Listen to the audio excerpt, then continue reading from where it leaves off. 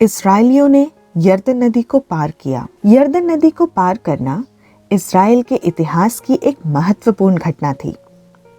40 वर्षों तक जंगल में भटकने के बाद यरदन नदी को पार करने का और उस भूमि को लेने का समय आ गया था जिसका परमेश्वर ने इस्राएलियों को देने का वादा किया था।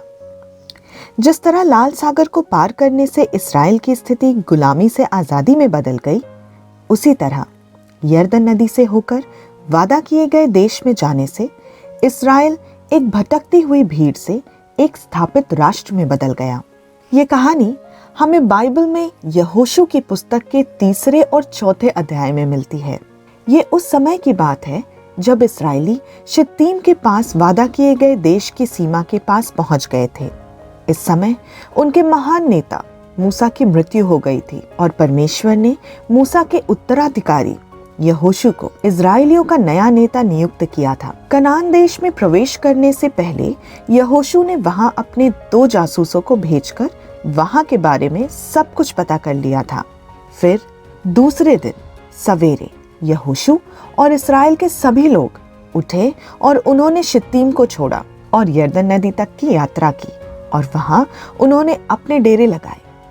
3 दिन बाद प्रमुख लोग डेरों के बीच से होकर निकले। प्रमुखों ने लोगों को आदेश दिया। उन्होंने कहा, तुम लोग याजक और लेवी वंशियों को अपने परमेश्वर यहोवा के साक्षी पत्र का संदूक ले जाते हुए देखोगे। उस समय तुम जहां हो उसे छोड़ोगे और उनके पीछे चलोगे, किंतु उनके बहुत निकट न रहना। लगभग 1000 गज की दूरी बनाकर रखना।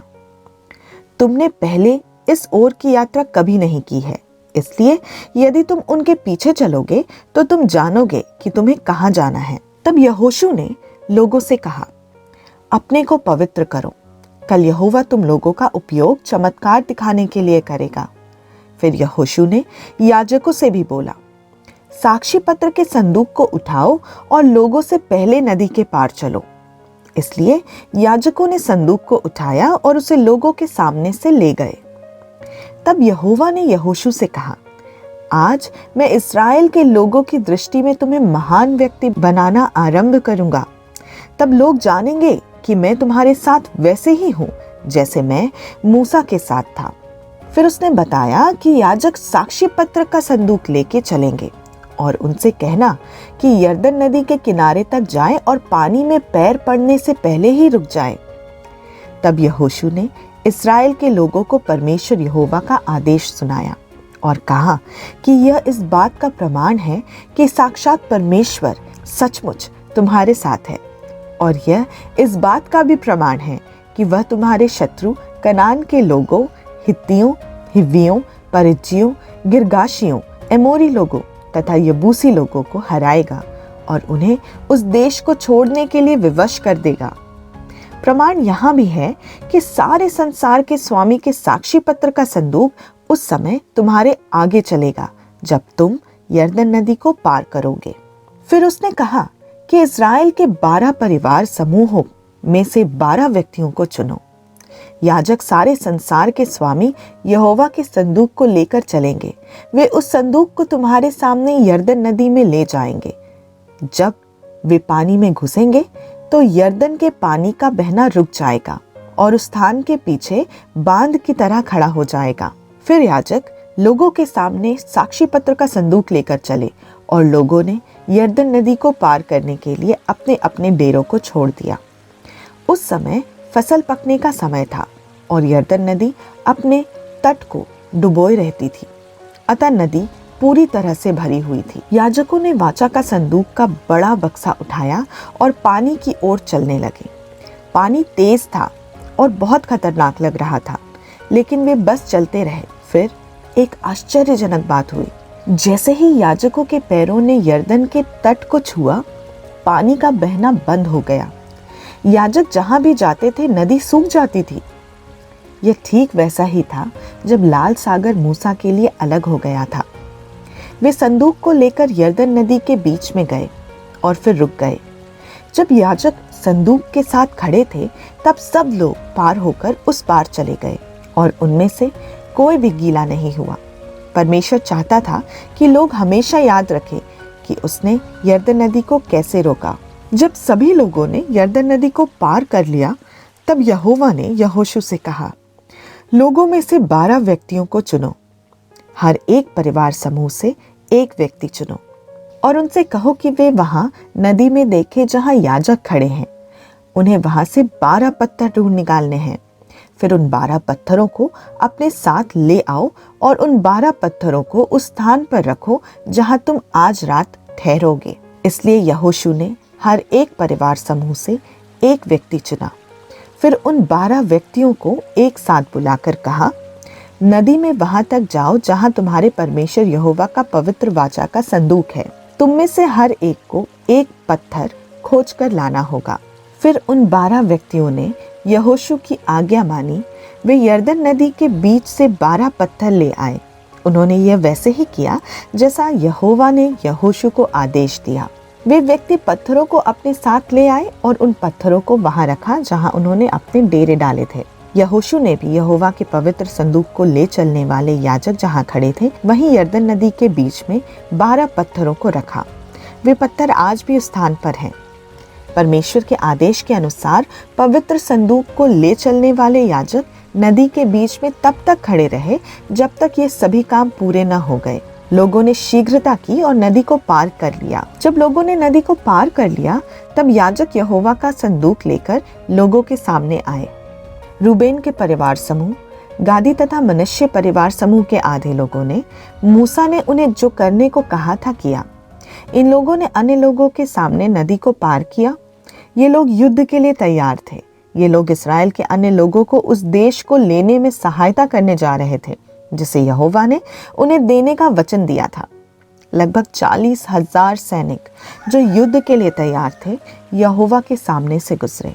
वे यरीहो के मैदान की ओर बढ़ रहे थे। उस दिन यहोवा ने इस्राएल के सभी लोगों की दृष्टि में यहोशू को एक महान व्यक्ति बना दिया। उस समय से आगे लोग यहोशू का सम्मान करने लगे। वे यहोशू का सम्मान जीवन भर वैसे ही करने लगे जैसा मूसा का करते थे। जिस समय संदूक ले चलने वाले याजक नदी में ही खड़े थे, यहोवा ने यहोशू से कहा, याजकों को नदी से बाहर आने का आदेश दो। इसलिए यहोशू ने याजकों को आदेश दिया। उसने कहा, यरदन नदी के बाहर आओ। याजकों ने यहोशू की आज्ञा मानी। वे संदूक को अपने साथ लेकर बाहर आए। जब याजकों के पैर ने नदी के दूसरी ओर की भूमि को स्पर्श किया, तब नदी का जल फिर से बहने लगा। पानी फिर तटों को वैसे ही डुबाने लगा जैसा इन लोगों द्वारा नदी पार करने के पहले था। लोगों ने यरदन नदी को पहले महीने के 10वें दिन पार किया और यरीहो के पूर्व गिलगाल में डेरा डाला।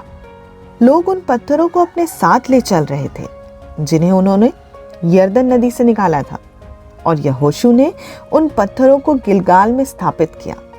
तब यहोशू ने लोगों से कहा, भविष्य में तुम्हारे बच्चे अपने माता पिता से पूछेंगे, इन पत्थरों का क्या महत्व है।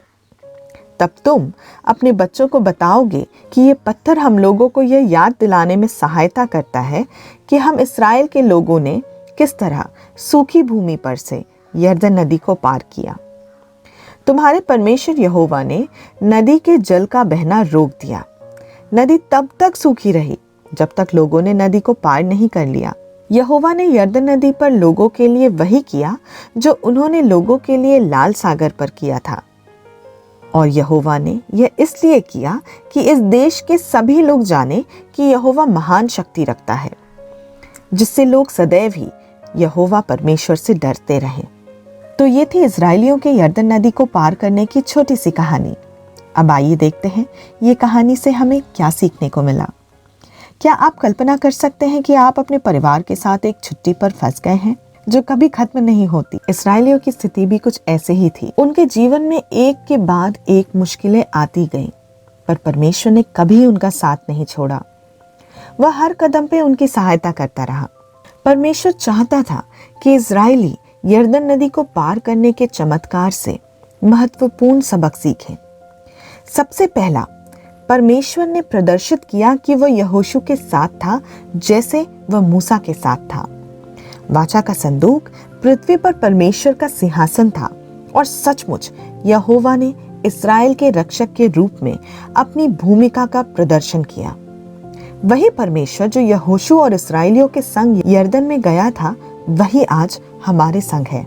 और इस बात का जिक्र हमें यशायाह के 43वें अध्याय के 2 पद में मिलता है। वहाँ इस प्रकार लिखा है, जब तू जल में से होकर जाए तब मैं तेरे संग रहूंगा, और जब तू नदियों में से होकर जाए तब वे तुझ पर न चढ़ेंगी। जब तू आग में से होकर चले तब तू न जलेगा, आग की लपटें तुम्हें नहीं जलाएंगी। तो परमेश्वर हमेशा उनके साथ था और हर कदम में उनकी सहायता करता रहा। दूसरा, प्रभु ने अपनी अद्भुत शक्ति का प्रयोग अपने लोगों को उनके शत्रुओं से बचाकर वादा किए गए देश में ले जाने के लिए किया। अधिकांश वर्ष यरदन नदी लगभग 100 फीट चौड़ी और केवल 3 से 10 फीट गहरी रहती थी। लेकिन जब इस्राएलियों को पार करना था, तब उस समय यरदन नदी बाढ़ के चरण में थी। उसके किनारे बह रहे थे। परमेश्वर के शक्तिशाली हाथ के अलावा और कुछ नहीं हो सकता था जो इसे पार करने के लिए सुरक्षित बना सकता था।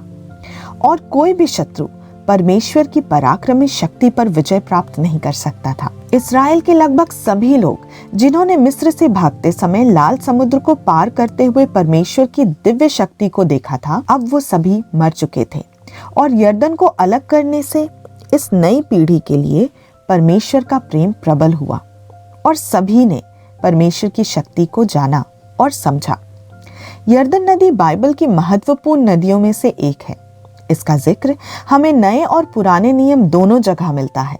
यरदन नदी 156 मील लंबी है, जो गलील सागर से मृत सागर तक उत्तर से दक्षिण की ओर बहती है। यह आधुनिक इज़राइल की पूर्वी सीमा और सीरिया और जॉर्डन दोनों की पश्चिमी सीमाओं पर स्थित है। इसकी महान लंबाई और केंद्रीय स्थान के कारण बाइबल में 185 से अधिक बार यरदन नदी का उल्लेख किया गया है। यरदन नदी का उल्लेख उत्पत्ति के 13वें अध्याय में किया गया है, जहां लूत और अब्राहम उस भूमि को आपस में विभाजित कर रहे थे जो उन्हें परमेश्वर ने दी थी। अब्राहम ने लूत को पहले अपना हिस्सा चुनने की अनुमति दी और लूत ने यरदन घाटी को चुना, जो यरदन नदी के कारण हरी भरी और अच्छी तरह से सींची हुई थी। यरदन नदी को पार करने के बाद यहोशू ने लोगों से 2 स्मारक बनवाए। एक यरदन नदी के 12 पत्थर सूखी भूमि पर रखे गए और दूसरा नदी के बीच में रखे गए, जहां याजक खड़े थे। इस प्रकार इस्राएल की ओर से परमेश्वर की शक्ति के प्रदर्शन का स्थान आने वाली पीढ़ियों के लिए चिन्हित किया गया था।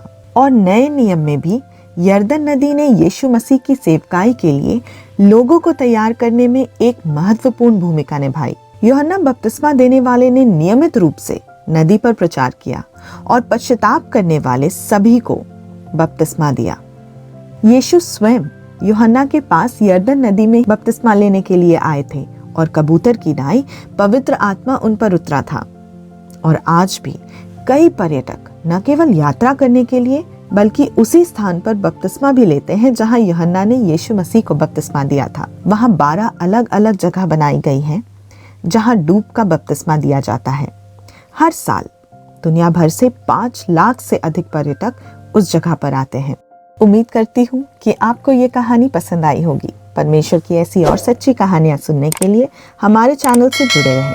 और अगर आपको बाइबल की कहानियाँ अच्छी लगती हैं तो इन कहानियों को अपने करीबियों तक पहुँचाने का प्रयास करें, ताकि परमेश्वर का वचन हर एक मनुष्य तक पहुँचे और वो उससे लाभ पाए।